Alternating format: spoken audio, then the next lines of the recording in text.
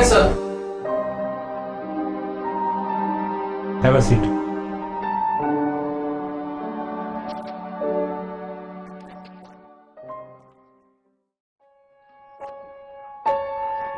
Science.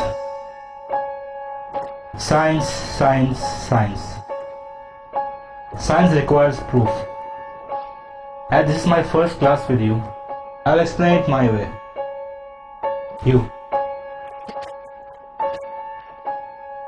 You are Muslim, right? Yes, sir. So you believe in God? Absolutely, sir. Is God good? Of course, sir. Is God all-powerful? Yes. My brother died of cancer, although he prayed to God to heal him. Most of us would attempt to help others who are ill, but God didn't. How is this God good then? You can't answer, can you? Let's start again, young fella.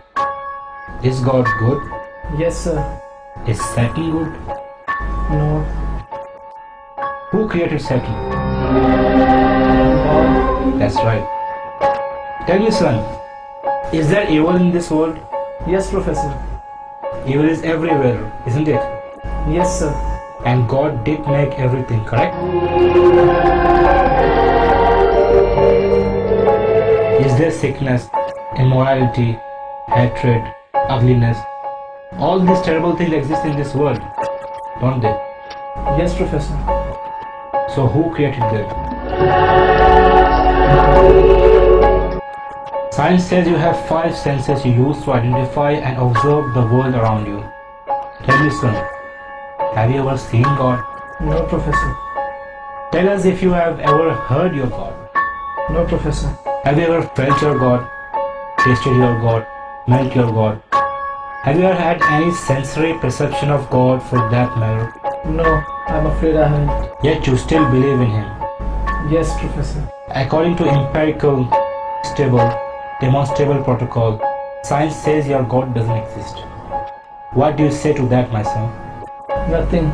I only have my faith. Yes, faith. And that is the problem which science has. Professor, is there such a thing as heat? Yes. And is there such a thing as cold? What kind of question is this? We all know there is cold. No, sir, there isn't.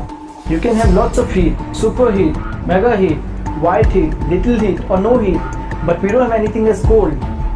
We can hit 458 degrees below zero, which is no heat, but we can't go any further after that. There is no such thing as cold. Cold is only a word we use to describe the absence of heat. We cannot measure cold. Heat is energy. Cold is not the opposite of heat, sir, just the absence of it. What about darkness, Professor? Is there such a thing as darkness?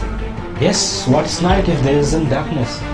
You're wrong again, sir. Darkness is the absence of something.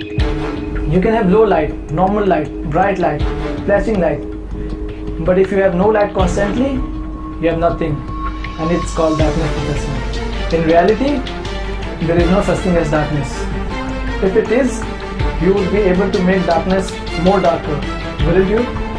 So what's the point you're trying to make, young man? Sir, my point is your philosophical premise is flawed.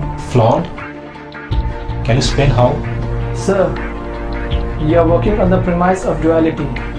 You argue that there is life and then there is death. A good God and a bad God. You are viewing the concept of God as something finite, something we can measure. Sir, science can't even explain a thought. It uses electricity and magnetism, but has never seen, much less fully understood either one. We view death as the opposite of life, is to be ignorant of the fact that death cannot exist as a substantive thing.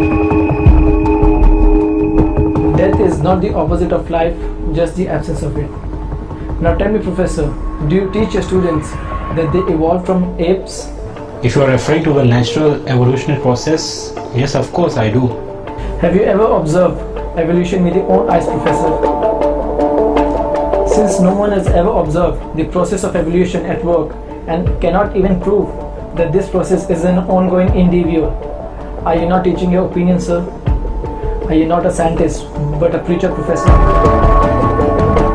Is there anyone in the class who has ever seen Professor's brain? No one appears to have done so.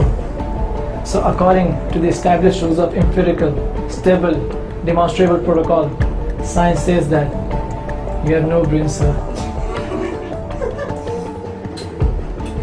With all due respect, sir, how do we then trust your lectures, Professor? I guess you will have to take them on faith, son. That is it, Professor. The link between man and God is faith. Professor, it is not necessary to see something to believe in it. Sir, have you seen your 10th grandfather? No? So then how can you prove that he existed?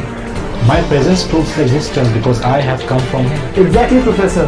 The existence of this universe and life proves that there is a creator. That is all that keeps things moving and alive. Take your seat.